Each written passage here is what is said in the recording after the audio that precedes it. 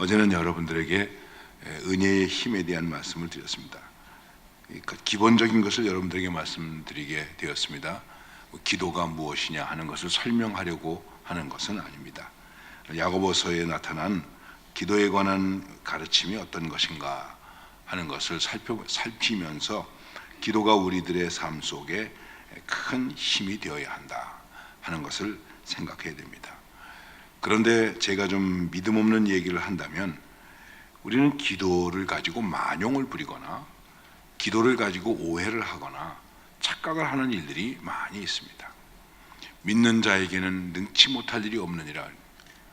저는 목회를 40여 년 하면서 너무나도 능치 못할 일이 많더라고요. 과연 기도가 우리들에게 있어서, 믿음이 우리들에게 있어서 능치 못함이 될 수 있는가? 어떻게 하면은 능치 못함이 될 수 있는가? 어떤 기적과 역사와 우리가 생각하는 그런 일들이 일어나야만이 믿음이 능치 못한 것일까? 좀 생각을 해봐야 된다고 하는 것이죠.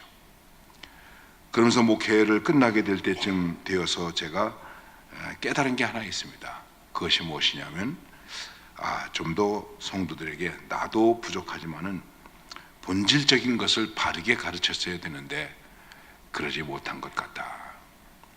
그 대표적인 것 중에 하나가 복입니다. 예수님이 우리에게 보석과 같은 다이아몬드와 같은 복을 말씀하신 것이 산상수훈에 나타나 있는 팔복입니다. 팔복을 다시 한번 가서 읽어보십시오. 마태복음 5장. 거기 복에 돈이 없어요. 거기 복에 출세가 없어요.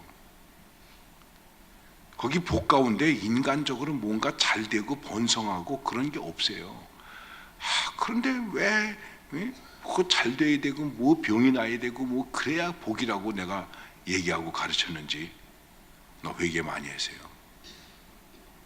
이제 다시 목회를 한다면 우리 교인들은 다 우리 교회를 떠날 거예요. 왜냐하면 내가 별로 복을 빌지 않기 때문에. 예수님 복 받아서 십자가 졌잖아요. 베드로는 은혜를 받아서 어떻게 됐습니까? 다 버리고 따라갔잖아요. 그게 은혜의 길이고 기도하는 사람의 길이에요. 너무 좀 기분 나쁘죠? 별로 마땅치 못하죠? 오늘 우리들이 하나님 앞에서의 바른 믿음, 바른 기도가 무엇일까?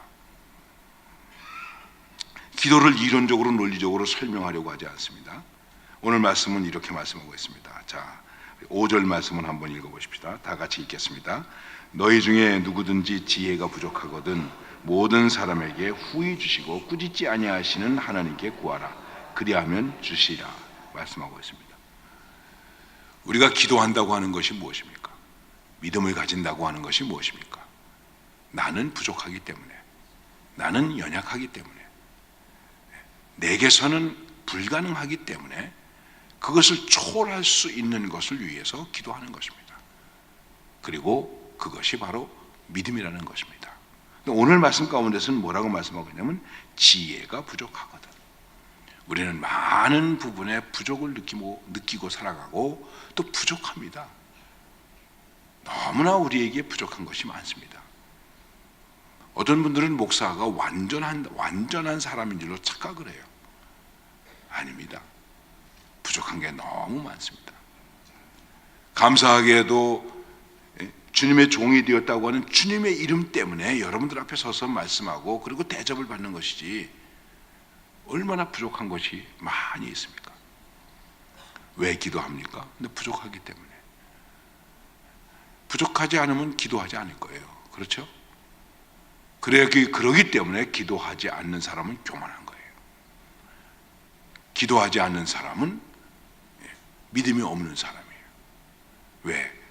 자기에게서 가능하다고 생각하기 때문에 기도를 안 하는 것입니다. 근데 오늘 말씀에서 우리가 무엇이 부족하냐? 우리 많은 부족을 얘기하고 있습니다. 그 중에서도 가장 핵심적으로 부족하다고 생각하는 것이 돈입니다. 물질입니다. 돈이 없다. 성경은 말씀하고 있습니다. 지혜가 부족하거든. 우리는 지혜를 많이 말하죠. 그리고 지혜를 얘기할 때마다 누구를 떠올립니까? 솔로몬을 떠올립니다. 솔로몬이 지혜를 주세요. 내가 다른 것 구하지 않고 지혜를 구하는구나. 그러니까 다른 건 더 주겠다.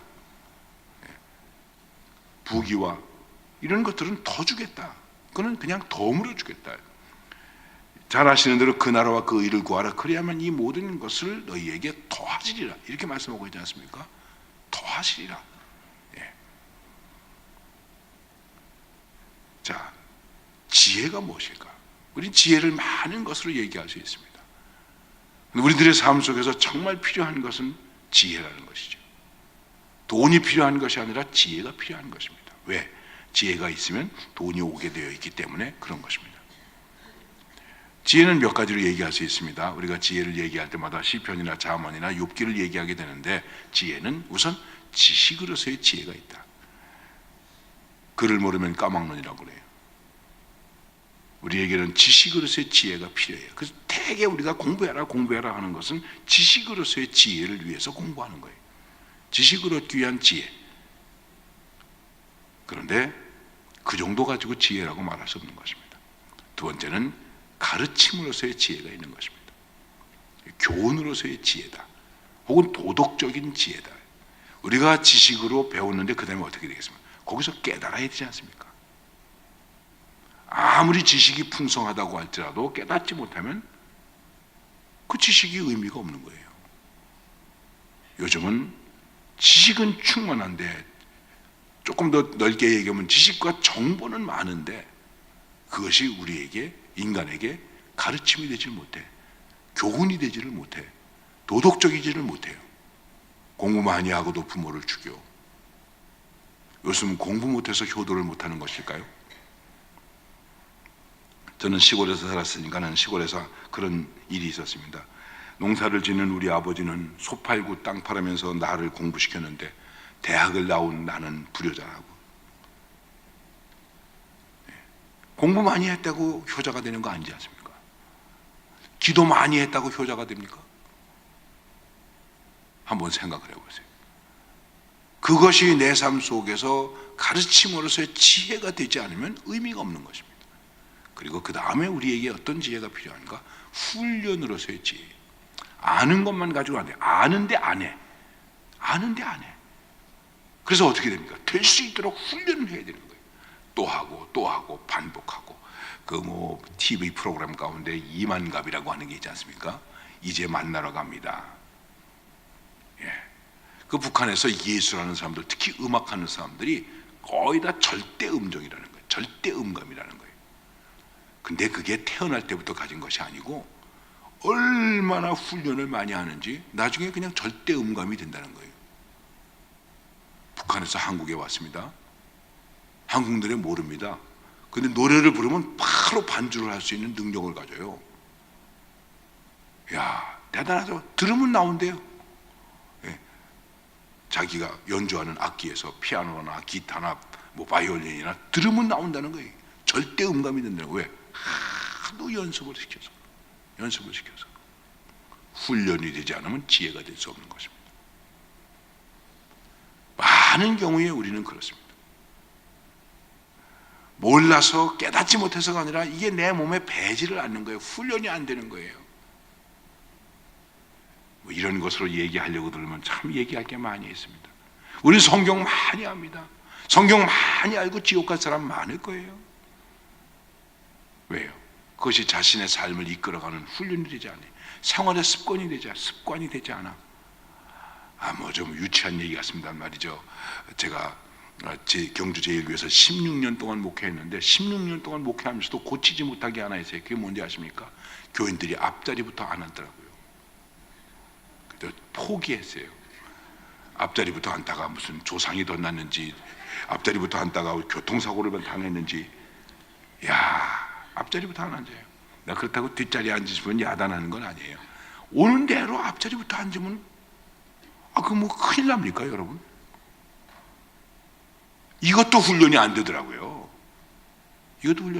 그런데 더 솔직하게 말하면 우리 목회자들, 장로님들 어디 모임에 가면 앞자리 가서 안 앉아요. 목사들도 자꾸만 뒷자리 가서 앉으려고 그래요. 그래서 내가 늘 얘기하죠. 아니, 교인들 보고는 앞자리나 앉으라고 그러고 왜 우리는 앞자리로 안 갑니까? 여기 장로님들, 권사님들, 안수집사님들 다 어디 계십니까? 앞자리부터 앉으세요. 여러분들이 앞자리부터 앉아야죠. 그렇지 않습니까? 훈련이 안 되면 지혜가 되지 않는다. 네 번째, 계시로서의 지혜. 이거는 여러분과 저에게만 가능한 거예요. 그러나 일반적으로 얘기를 하면 영감으로서의 지혜라고도 얘기할 수 있어요. 우리의 지혜 속에서는 계시가 있어요. 그 계시라는 것은 무엇일까요? 하나님의 뜻을 분별하는 거예요. 말씀을 깨닫는 계시의 정신, 이렇게 말하는 거예요. 그래서 바울도 뭐라고 말합니까? 너희들에게 계시의 정신이 풍성하기를 바란다. 우리는 말씀을 듣습니다. 이 말씀은 우리에게 계시적입니다. 그거를 볼 줄 알아야 돼요. 계시적이라고 하는 것은 미래에 점치듯 하는 것을 말하는 것이 아니라 하나님의 뜻을 아는 거예요. 하나님의 방법을 아는 거예요. 하나님이 원하시는 것을 아는 거예요. 하나님이 기뻐하시는 것을 아는 거예요. 자연을 보고 하나님을 깨닫습니다. 그래서 주 하나님 지으신 모든 세계에 고백하는 것 아닙니까? 자연의 계시가 있습니다. 말씀의 계시가 있습니다. 우리는 성경이나 또 기도한다고 그랬을 때에 단순한 지혜를 가지고 사는 것이 아니라 계시적인 지혜를 받는 것입니다. 마지막으로 경건으로서의 지혜다. 이게 뭐 계시로서의 지혜라고도 얘기할 수 있는데 뭐 좀 구분을 하자면 경건으로서의 지혜가 있다, 이렇게 얘기할 수 있습니다. 경건으로서의 지혜는 무엇을 말하는 것입니까? 여러분, 경건이 뭡니까? 한마디로 말하면 이렇게 말할 수 있는 것입니다. 하나님께 대하여, 사람에게 대하여 할 도리를 할 수 있는 것, 그게 경건입니다. 이게 경건이 아니에요. 눈 감고 묵상한다고 그게 경건이 아니에요. 경건은 하나님께 대해서 내가 해야 할 도리, 사람에게 대해서 내가 해야 할 도리, 하나님께 대하여 해야 할 도리, 부모에게 해야 할 도리, 이거를 다 하는 게 경건이에요. 이 중에 한 가지라도 못하면 경건이 아니에요. 반쪽 경건이 되는 거예요. 반신불수적 믿음이 되고 마는 것입니다. 야고보서 1장 마지막 절에 가보면 그런 말씀이 있잖아요. 참된 경건은, 하나님 앞에서 참된 경건은, 하나님 앞에서 참된 경건은 고아와 과부를 환난 중에서 나그네를 도와주는 것이다. 그게 진짜 경건이다. 너희 중에 누구든지 지혜가 부족하거든.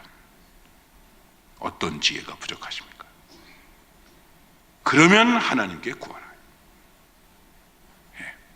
내가 부족하다고 할 때 하나님께 구하라. 그런데 그 하나님은 어떤 하나님이십니까? 이렇게 말씀하고 있습니다. 그 하나님은 모든 사람에게 후히 주시고, 5천 원을 달라고 그러는데 10,000원을 주신다는 거예요. 후히 주신다는 거예요. 내가 생각한 것보다 훨씬 더 주신다는 거예요. 내가 생각한 것보다 훨씬 더 지혜롭게 주신다는 거예요. 내가 원하는 것보다 훨씬 더 좋은 것으로 주신다는 거예요. 그런데 또 어떻게 주시냐면 꾸짖지 아니하고 주신다. 여러분, 꾸짖지 아니한다는 말은 무슨 말씀이냐면 이런 말, 이렇게 얘기하고 있습니다. 제가 뭐 영어를 잘하는 것은 아닙니다만 가끔 영어 성경을 봅니다.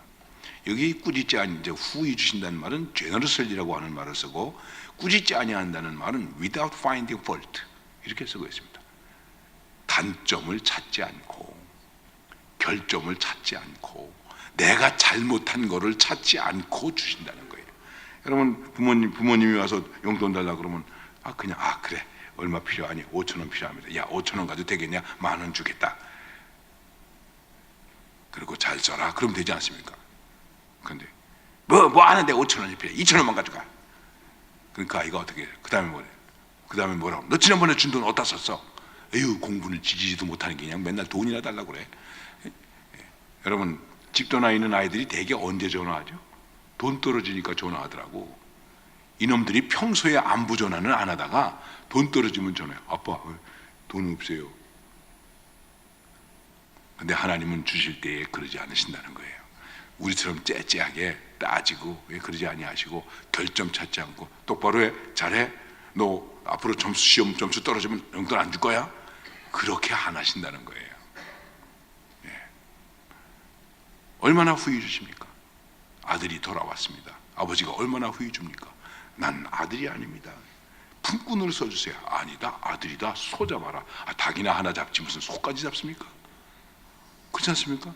이 아들놈이 말이죠, 소 잡을 그 자격이 있습니까? 아니면 그냥 계란찜이나 하나 해주지. 근데 아버지는 소 잡아라, 목욕시켜라, 옷 갈아입혀라, 가락지 끼워라, 신신겨라. 얼마나 후회 주십니까? 이 아들이 상상도 못해. 난 품꾼이나 됐으면 좋겠다고 생각했는데 아버지가 부어주신 것을 후히 부어주시는 거예요. 우리가 지혜가 부족할 때 정말 하나님께 구하면, 아버지를 믿고 구하면 아버지는 이렇게 꾸짖지 아니하시고 후하게 주신다는 것입니다. 할렐루야. 그래서 기도하는 거예요. 그 믿음을 가지고 기도하는 것이죠. 결국은 뭐라고 말씀합니까? 이렇게 하나님이 주시는데 우리가 기도는 어떻게 해야 되느냐? 오직 믿음으로 하라. 또 설명할 필요가 없죠. 믿음으로 하라. 믿음으로 하지 않는 것은 뭐예요? 의심하는 거예요. 그래서 조금도 의심하지 말라. 눈곱만큼도 의심하지 말라. 조금도 의심하지 말라. 우리가 만일 의심한다면, 믿음이 없다면 그 마음은 어떤 마음이냐 하면은 바람에 밀려 요동하는 바닷물결 같다. 파도와 같다. 파도는 제자리로 오는 법이 없대요. 한 번 와서 철썩 부딪힌 파도는 바다로 또 다시 나가는데 다시 제자리로 돌아오지 않는다는 거예요. 제자리를 잡지 못하고 기도하면 기도가 되겠습니까? 안 되겠죠. 그래서 이렇게 말씀하고 있는 것입니다. 이런 사람은 무엇인지 주의 얻기를 생각하지 말라. 생각조차도 하지 말라. 두 마음을 품어 모든 일에 정함이 없는 자로다. 정함이 없는 믿음을 가지고 내가 믿는 자에게 능치 못할 일이 없다고 그러는데 그 믿음이 정함이 없다면, 의심하는 믿음이라면 불가능한 것 투성이, 불가능한 것밖에는 없는 것입니다. 우리가 기도할 때에 정말 내게 무엇이 부족한 것일까? 그리고 정말 기도할 때 하나님은 나에게 어떻게 주시는 하나님이신가? 그 하나님을 믿고 요동하지 않는 믿음으로 기도하는 것입니다. 여러분 조금 넘어가서 시간이 좀 없습니다만 4장 한번 보세요. 야고보서 4장 1절에서 3절 보십시오. 1절에서 3절 다 같이 읽겠습니다. 너희 중에 싸움이 어디로부터, 다툼이 어디로부터 나느냐? 너희 지체 중에서 싸우는 정욕으로부터 나는 것이 아니냐? 너희는 욕심을 내어도 얻지 못하여 살인하며 시기하여도 능히 취하지 못함으로 다투고 싸우는도다. 너희가 얻지 못하면 구하지 아니하기 때문이요 구해도 받지 못하면 정욕으로 쓰려고 잘못 구하기 때문이라 말씀하고 있습니다. 잘못된 기도를 조심해야 된다. 우리 기도 많이 합니다. 기도를 얼마나 오래 하면 좋겠습니까? 기도를 얼마나 길게 하면 좋겠습니까? 어떤 청년이 저에게 물어봤어요.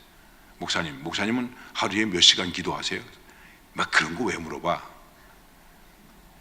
그래도 그런 건 물어보는 거 아니야. 네. 목사님 몇 시간이나 기도하세요? 그 주님만 아시지 뭐. 대답할 말이 없지 않습니까? 사실 여러분 솔직히 말해 봅시다. 우리가 몇 시간이나 기도합니까? 왜 그걸 물어보니? 하고 물었습니다. 청년이 저에게 다시 물었습니다. 정말 하나님 앞에 기도하는 합당한 기도는 어떤 기도입니까? 내가 이렇게 말해요. 주님께서 가르쳐준 기도를 외워봐라. 하늘에 계신 우리 아버지여 외우더라고. 얼마나 걸렸니? 30초 걸렸는데요. 그러면 내가 이 이상의 기도를 할 수 있겠니? 여러분, 주님께서 가르쳐주신 기도 이상의 기도를 할 수 있습니까? 그 기도의 길이는 30초예요. 제가 목회를 시작할 때, 대중기도하는 것 때문에 좀 지방이니까 10분씩 하시는 분도 계시더라고요. 제가 말했어요. 대표기도 짧게 합시다. 목사님 얼마나 하면 좋겠습니까? 주기도보다 짧게 하세요. 농담으로 그러세요. 주님 주기도보다 짧게 하세요. 괜히 똑같은 말 되풀이하고 아버지요 주여 아버지요 주여 아버지요 괜히 주여 아버지가 돌아가셨나? 물론 간절한 마음으로 부르는 것도 중요하지만은 이방인처럼 주문에 웃듯 하지 마라. 이게 주님의 말씀 아닙니까? 그런데 잘못된 기도가 뭔가? 오늘 성경 말씀을 여러분 보십시오. 너희 중에가 너희가 누굽니까? 믿는 사람 아닙니까? 야고보가 목회하는, 그리고 그 당시에 흩어져 있는 초대교회 성도들 아닙니까? 그런데 너희 중에 누가 있습니까? 싸움이 있다, 다툼이 있다. 너희 중에, 우리 중에, 믿는 자 중에, 기도하는 자 중에, 예배하는 자 중에 싸우고 다투는 사람이 있다. 그러면 예배, 기도 다 말짱할 거예요. 왜 내 기도가 응답되지 않을까 생각해 보세요. 내 기도 속에 나는 기도하고 있는데 예배 중에 있는데도 내게 다툼이 있죠. 내게 싸움이 있죠. 내게 언쟁이 있죠. 내게 시기가 있죠. 심지어는 거기 자기 욕심이 이끌려 있죠. 기도도 욕심으로 이끌려. 그래서 이제 조금 있으면 하나님이 어떻게 됩니까? 연대 갔다 고대 갔다 서울대 갔다 그러셔야 돼요. 생각해 보세요. 여러분, 그런 거 기도하지 말라는 건 아닙니다. 기도하세요. 하나님 자동차 주세요. 이왕이면 빨간 스포츠카를 주세요. 그래도 괜찮아요. 그러나 우리의 기도가 욕심에 머물러서는 안 된다. 우리의 삶이 다툼과 언쟁과 문제 속에 있으면서 주님 앞에 나와서는 여기 나와가지고 주시옵소서 아무리 시옷 발음을 강하게 해보세요. 응답이 되겠는가? 여러분 솔직하게 돌아보고 내가 얼마나 기도의 응답을 받았는가 생각해 보세요. 그리고 왜 기도의 응답이 안 됐을까? 내 삶이 기도한 거하고 다르거든요. 무릎 꿇었을 때와 일어났을 때가 다른 거예요. 미안합니다. 내가 무슨 흉 보려고 하는 얘기는 아니고 목회 속에서 보면요. 하나님 아버지, 우리 목사님이 세계를 다니면서 복음을 전하게 해 주옵소서. 여러분, 나 같은 사람이 세계를 다니면서 좀 복음 전하면 안 되겠습니까? 제가 당회에서 제가 다음 달에 어느 나라에 가서 집회를 좀 해야 되겠습니까? 아니 목사님 또 가십니까? 아이고 언제는 세계 만방에 다니라고 그러더니 뭘 기도하면서 그러냐. 이제 이 얘기 들으면 그렇게 기도 안 하실지도 모를 거예요. 우리 목사님 그저 청주 시내만 있게 해 주시옵소서. 여러분 그렇게 기도하시겠습니까? 네. 기도한 거하고 일어나서 사는 거하고 다르단 말이에요. 네. 기도한 대로 살아야 되지 않습니까? 기도한 대로 살아야 되지 않습니까? 여기는 그렇게 못하고 있단 말이에요. 그리고 나가서 더 문제가 되는 것은 무엇이냐면 기도도 하지 않고 하나님이 주기를 바라고 있어요. 자기의 욕심을 위해서 기도하고 있다. 솔로몬이 나중에는 실패했지만은 그가 처음 초창한 게 성공한 건 무엇입니까? 그의 기도는 욕심 없는 거짓 없는 기도였다. 나는 어립니다. 지혜가 없습니다. 이 백성은 많습니다. 어떻게 하면 좋겠습니까? 잘 다스릴 수 있게 해주세요. 목사님께서 저를 보고 6시 5분 정도까지 설교를 하라고 그러셨습니다. 지금 6시 3분인데 제가 5분만 더 할 테니까 바쁘신 분은 그냥 가시고 그러니까 이 말씀을 한마디로 정리하면 잘못된 기도를 버려라. 살피세요. 내가 지금 내 기도가 바른 기도인가? 잘못된 기도는 아닌가? 살필 수 있어야 돼요. 그러면서 한 가지를 말씀드리면 기도는 하나님의 음성을 듣는 거예요. 근데 대부분 우리는 어떻게 합니까? 하나님 앞에서 주여 랄랄랄랄라 그리고 탁 일어나서 가버려요. 주님께서 이제 내가 얘기해. 너 얘기했으니까 이제 내가 얘기하자. 근데 그건 안 듣고 그냥 가버리는 거예요. 주님의 음성은 안 듣고 내 말만 하고 가는 거예요. 그건 기도가 아니에요. 일방통행이죠. 독백이죠. 독백을 기도로 착각을 하고 있는 거예요. 여러분 독백을 하십니까? 기도를 가지고 하나님과 대화를 하십니까? 기도는 하나님과 대화하는 거예요. 그러니까 내가 얘기했으면 하나님 저 이제 얘기했잖아. 하나님 내가 말한 거에 대해서 말씀해 주세요. 그리고 음성을 기다려야죠. 그리고 그 음성을 말씀 가운데 찬양 가운데 기도 가운데 묵상 가운데 내가 들어야죠. 그래서 묵상이 필요한 거예요. 퀴티 해서 묵상? 그런 정도의 묵상이 아니에요. 정말 주님의 음성을 듣는가? 기도하시면서 주님의 음성을 들으십니까? 음성을 듣고 가야죠. 그 다음에 야고보서에서 기도에 대한 교훈을 하는 것이 또 한 군데 있는데 5장 13절에서 18절까지의 말씀입니다. 5장 13절에서 18절까지 한번 다 같이 읽겠습니다. 다 같이 읽겠습니다. 너희 중에 고난당하는 자가 있느냐 그는 기도할 것이요 즐거워하는 자가 있느냐 그는 찬송할지니라. 너희 중에 병든 자가 있느냐 그는 교회의 장로들을 청할 것이요 그들은 주의 이름으로 기름을 바르며 그를 위하여 기도할지니라. 믿음의 기도는 병든 자를 구원하리니 주께서 그를 일으키시리라. 혹시 죄를 범하였을지라도 사하심을 받으리라.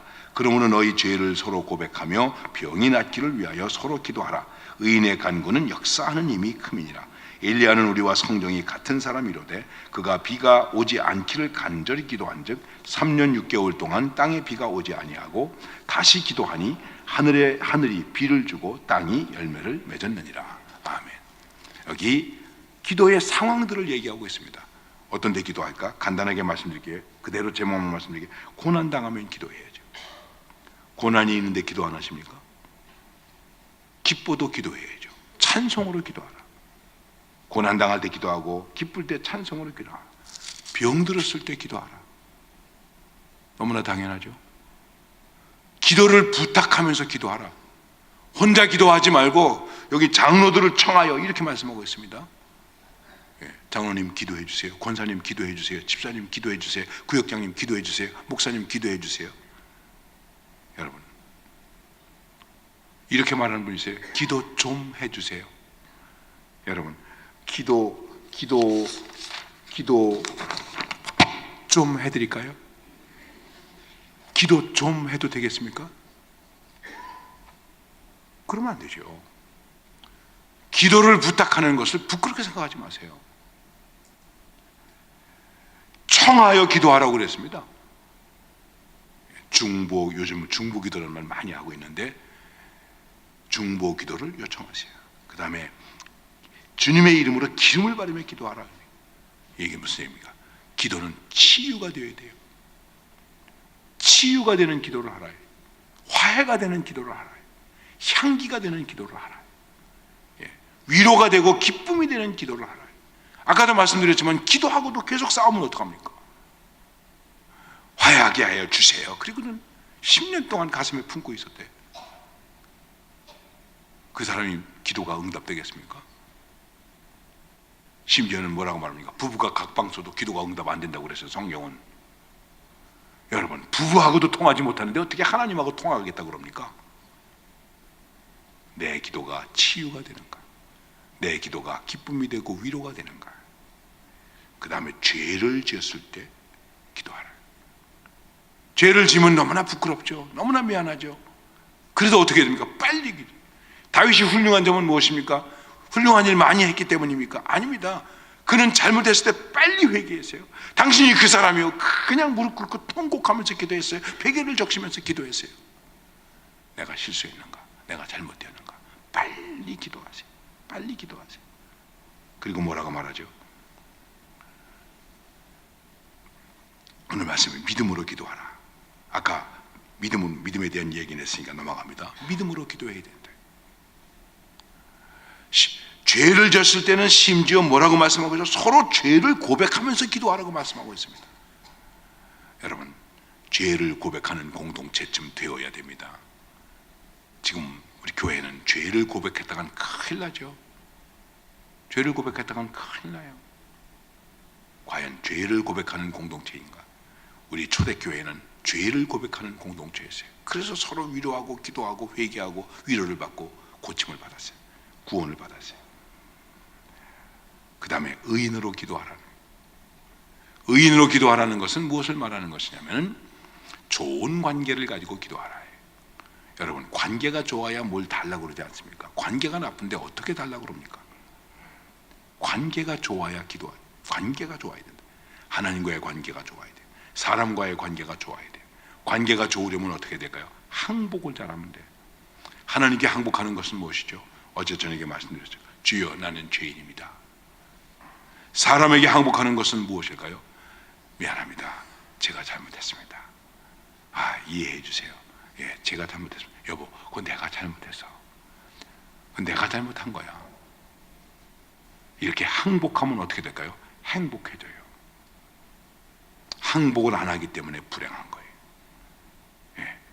항복을 안 하고 그래 죽여라 살리라 대들다가 잿더리 날아와가지고 눈이 퍼렇게 되는 거예요. 그건 미련한 거예요. 미련한 거예요. 그렇지 않습니까?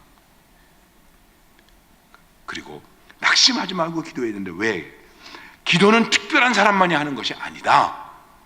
엘리야를 봐라. 하늘이 열리고 말씀하고 하늘이 닫히고 하늘이 열리고, 와 굉장하네. 우리도 엘리야와 똑같은 사람이다. 엘리야와 나와 똑같은 사람이다. 똑같다. 그러니까는 누구든지 하나님 앞에 기도할 수 있다.